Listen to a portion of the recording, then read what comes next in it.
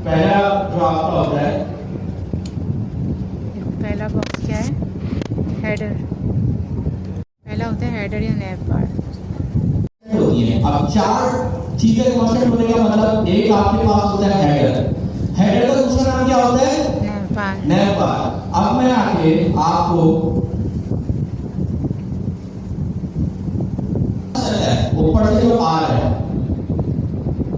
एक लोगों का नाम आ रहा है, 4 टिक बनेगा, आगे साइन अप करोगे, ये जो कहलाता है, यानी सबसे टॉप पे जो कहलाता है, ये आपका कहलाता है हेडर सेक्शन का कहलाता है। अच्छा, हीरो सेक्शन का दूसरा नाम जो है वो पैनल कहलाता है। अब आप एक चीज नोटिस करना, मेरे पास ये जो सेक्शन बना हुआ है, सही है, इस सेक्शन के ऊपर जो मैंने हेडिंग, मैंने जो पैराग्राफ यूज करे हैं ना, वो सेम फॉन्ट साइज के यूज करें।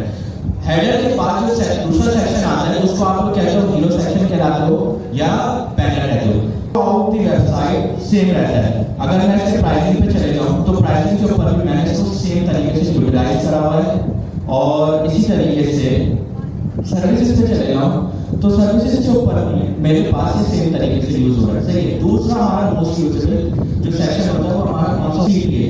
सर ये सीडीए क्या होता है? Call to action. इसका फुल फॉर्म होता है कॉल टू एक्शन। सर अब ये होता है, अब आप एक चीज नोटिस करना, मैं अगर सीडीए पे आ जाता हूँ तो आप ये देखो ग्रेडियंट चलता है येलो कलर का, जिसमें लिखा हुआ है enable AI bot on your website, और एक छोटी सी हेडिंग डाली है और एक बटन, सही है।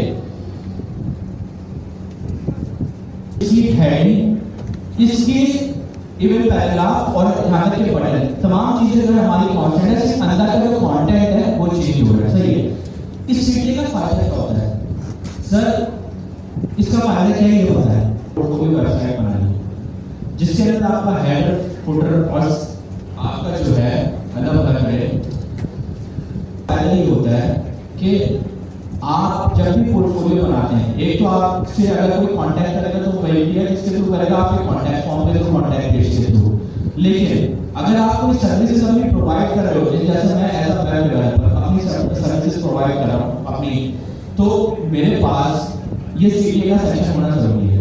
अब इस सीडीए का सेक्शन का फायदा ये होता है कि जब भी मैं रिक्वेस्ट डेमो पे क्लिक करता हूं तो बिहाइंड द सीन इसके पीछे मैंने एक ऐसी फंक्शनैलिटी लिखी है कि मेरे पास एक ईमेल आती है कि एक यूजर आया फलाना नाम से, उस आपको ईमेल करिए कि आपसे वो कुछ रिक्वेस्ट करना चाह रहे हैं। अब वो रिक्वेस्ट किसी भी चीज की हो सकती है,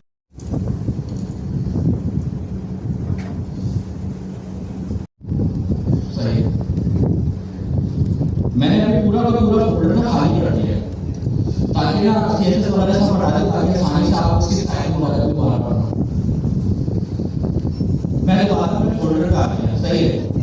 अब कुछ चीजें जो है ना वो कन्वेंशन के तौर पे और सरवजा की जो फॉलो करते हैं ना उस चीजों को फॉलो करना जरूरी है, और किसी काम को फॉलो करना बता रहा हूँ। मेरे पास ना यहाँ से आपकी पूरी की पूरी एप्लीकेशन रन होती है, वो ऐड डायरेक्टली है, सही है। अब हमें एक कंपोनेंट का फोल्डर बनाना है। सर ये फोल्डर कहां बनाना है? ऐप डायरेक्टरी में या ऐप डायरेक्टरी के बाहर? ऐप डायरेक्टरी के बाहर क्यों बना है? कंपोनेंट्स, सही है। अब इस कंपोनेंट्स के अंदर आके आपको सबसे पहले एक हेडर बनाना है, यानी एक नैव बार बनाना है, जो हम थ्रूआउट पूरी की पूरी एप्लीकेशन में यूज करेंगे। उस फाइल का नाम क्या है? फोल्डर बनाने जा रहा हूं, उस फोल्डर का नाम क्या है? हेडर। इस हेडर के अंदर अब यहां पे ना चीज को फोकस करना क्या होना चाहिए। हेडर के अंदर जाके मैं एक फाइल बना रहा हूं, उस फाइल का नाम क्या है? header.tss। अब मेरा एक सवाल है आप लोगों से, .tss अच्छा पेज बनाने के लिए पेज यानी मेरे पास पेजेस मल्टीपल हो सकते हैं, होम भी हो सकता है, अबाउट भी हो सकता है, कांटेक्ट भी हो सकता है, आप किसी तरह से यूज करेंगे पेज.tsx पेज बनाने के लिए, और बनाना होगा कंपोनेंट के लिए header.tsx। तो कंपोनेंट का नाम आएगा और उसके आगे क्या हमारा एक्सटेंशन यूज हो रहा है? tss टाइप यार, और उसमें आगे मैंने रिटर्न किया है एच1 टैग, जिसका नाम है फाइल का सर्वर स्ट्रक्चर है। मैंने सबसे पहले एक कंपोनेंट का फोल्डर बनाया, ऐप बनाया,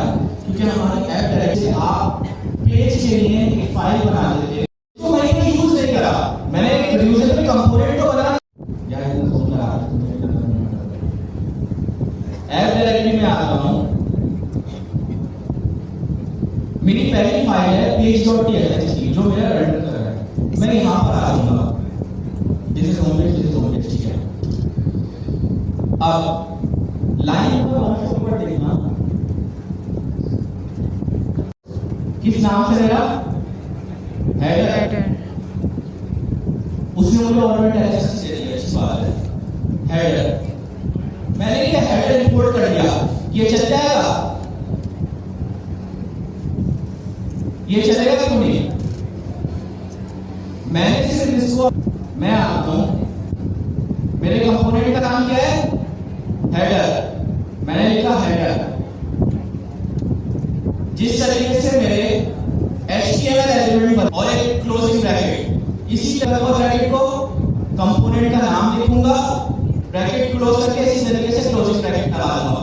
अब जैसे कि मैं इसको सेव करता हूं, बनाइए कैपिटल से, तो गूगल को बोलता है, गूगल सही बोलता है बिल्कुल कि आप इसी जगह वहां पे इसको लिख करें और अपनी जो भी है टर्मिनल को बंद करें और दोबारा एप्लीकेशन को रन करें। सबसे आसान तरीका ये है, लेकिन इससे आसान तरीका मैंने आपको बताया कौन सी कन्वेंशन यूज कर लो, कमाल वाली, क्योंकि उसमें जो है आपके जो होते हैं वो अब दोबारा आ जाते हैं, कोड करा। अब मैंने बताया जैसे आप HTML के एलिमेंट यूज करते हैं, इफ वो क्लोजिंग ब्रैकेट लगाते हैं, आ गया। अब यहाँ पे मैंने लिखा दिस इज हेडर कंपोनेंट 2 इसका मतलब है हेडर कंपोनेंट मेरा रेंडर अबाउट के पेज अब मुझे आपको तरीका पता है, पेज पे जाऊंगा, यहाँ अबाउट पेज पे आ गए, header, yes sir, header from dot forward slash components slash folder का नाम क्या है, हेडर स्लैश हेडर। हो गया इंपोर्ट। अब इसको यूज करना है, यूज कैसे करूंगा मैं इसको, मल्टीपल HTML एलिमेंट एडिट करेंगे। अब क्या करेंगे, हेडर ओपनिंग टैग क्लोज और क्लोजिंग टैग। बस अब मैं आ जाता हूं हेडर होम पेज के ऊपर सर आएगा, मतलब क्या हो रहा है, मैं जो एक काम है वो बार फाइल के अंदर आप उसको बस अपने पास कॉल करते हो, बुलाते हो और हर जगह पे उसको कॉल करने के बाद यूज करते रहे। अब मैंने बोला हेडर की फाइल के अंदर जाके एक डिव बनाए,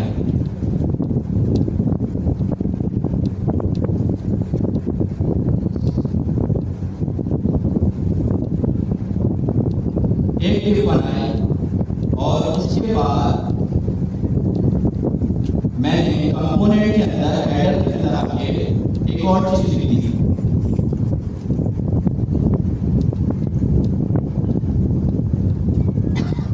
दिस इज हेडर कंपोनेंट और this is header component. Simple HTML लिखी है मैंने। अब मैं जहां जहां पे हेडर को यूज कर रहा हूँ, क्या मैं मेन पेज पे यूज कर रहा हूँ या मैं इसको अबाउट के पेज के ऊपर यूज कर रहा हूँ,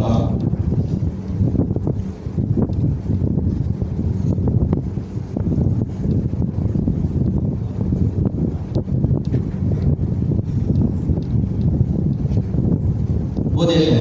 मैं वो क्लियर करना चाह रहा था कि क्या होता है। अब मैं इसको रिफ्रेश करता हूँ,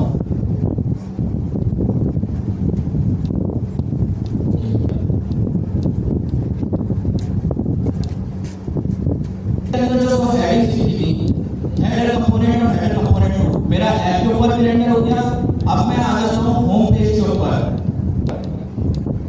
तो मेरा अबाउट पेज के ऊपर भी ये इधर आऊंगा,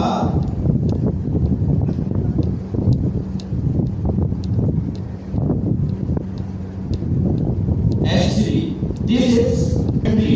अब मैं आता हूं अबाउट के पेज के ऊपर भी है, अभी मैं सारी चीजें बंद कर रहा हूं। अब मुझे एक फुटर का कंपोनेंट बनाना है, तो अब आप लोग मुझे बताएं मैं किस तरीके से बनाऊंगा। ऑप्टिमाइजेशन या फुटर टैग है, तो यहाँ पे आप फुटर टैग यूज कर लो या यहाँ पे डिव यूज कर लो, मसला नहीं है। लेकिन मैं बोलता हूँ कि आप जब अच्छे लेवल पर बनना चाह रहे हो तो वहां पे फुटर टैग यूज कर लो। अब यहाँ पे आके मैं कुछ भी लिख देता हूँ, मैंने यहाँ पे आके लिख दिया दिस इज टैग, बस यहाँ तक। आप अभी मेरा कंपोनेंट बन गया। नहीं, अबाउट में कैसे करेंगे फुटर को? अबाउट में चला गया, ठीक है, पेज में चला गया, सही है। अब क्या करूंगा, जैसे हेडर किया था वैसे ही फुटर भी कर देंगे बस। Footer from dot dot forward slash complete का नाम और फिर फाइल का नाम। फुटर लग गया मेरा, लग जाएगा मेरा। ऐसे जाते हैं अबाउट में डालने के लिए ऐसे करेंगे। हाँ, यानी ये तरीका सेम है कि अगर हमें फुटर डालना है अबाउट में तो हमें अबाउट में कोडिंग करनी मुझे है, पेज और टीएसएस में स्टाइलिंग करनी है। अबाउट की पेज और टीएसएस में डालना तो उसको भी देखें। स्टाइल मैं क्या कर सकता हूँ, यहाँ पे भी स्टाइलिंग करने जा रहा हूँ मैं, स्टाइल का टैग यूज करूंगा। स्टाइल के टैग के अंदर आके एक दो दफा कटिंग ब्रैकेट डालूंगा। अब यहाँ पे आके मैं ब्राउन कलर कौन सा दूं, ये लो, सही है। अब मैं जैसे ही जाऊंगा तो ये आपके पास येलो कलर अपना ये स्टाइलिंग। अब मैं चाहता हूं इसको भी स्टाइल कर दूं, स्टाइल कर दिया मैंने। Style equal to curly bracket दो दफा, मैंने इसका कलर दे दिया, हाँ रेड।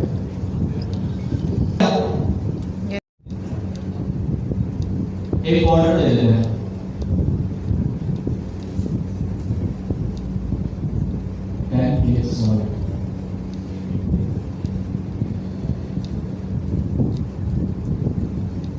बॉर्डर दिया ब्लैक है। लेकिन अब मैं चाह रहा हूँ यार इसके अंदर थोड़ा सा फॉन्ट साइज भी डिफरेंट हो जाए, इसमें थोड़ा सा काम करते हैं। और क्या कर सकते हैं इसके अंदर, बल्कि कलर अप्लाई नहीं होगा, इसको पैडिंग देखिए थोड़ा सा फर्क है। अब ये देखिए पैडिंग पता अब आपको कोड तरीके से ना 9 लगनी जाएगी स्टार्टिंग नीचे। जब आप मल्टीपल स्टाइल डिफाइन कर रहे होंगे तो आप उसके लिए फाइल बनाओगे। लेकिन अगर मुझे यहाँ पे सिर्फ बैकग्राउंड कलर डिफाइन करना है तो उसके लिए आप यहाँ पे सिर्फ स्टाइल की प्रॉपर्टी को ही यूज करोगे। मॉड्यूल सीएसएस की फाइल में स्मॉल में लिखा है, अभी आपने बोला कंपोनेंट को तो कैपिटल करना है। अच्छा हेडर जो भी मेरा कंपोनेंट का नाम आ रहा है उसके आगे मॉड्यूल लास्ट में लगाओगे ताकि एक्सटेंशन को पता चल सके। उसके आगे हमारा एक्सटेंशन नाम है डॉट सीएसएस का। अब हमने दो तरीके, एक तरीका लिखा था हमने लिख के, क्योंकि मैंने S1 अब मैं चाह रहा हूँ इसका कोई अच्छा सा कलर लगा देते हैं, हल्का सा लगा देते हैं अल्फाबेट, सही है ये लगा है। सिर्फ मैं S1 से बैकग्राउंड कलर चेंज करना चाह रहा हूँ। मैं क्या करूँगा, अभी सब चीजें बैठा देते हैं।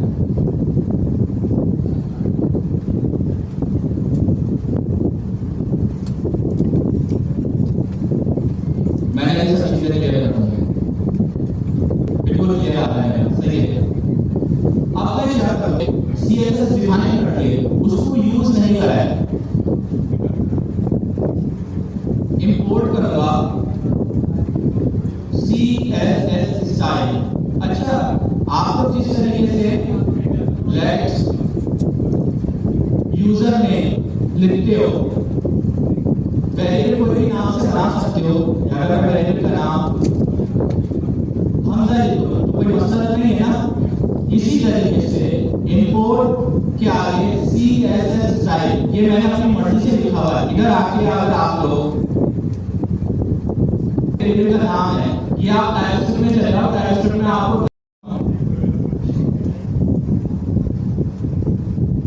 और अब थोड़ा सा नीचे चले जाओ। अब ये देखना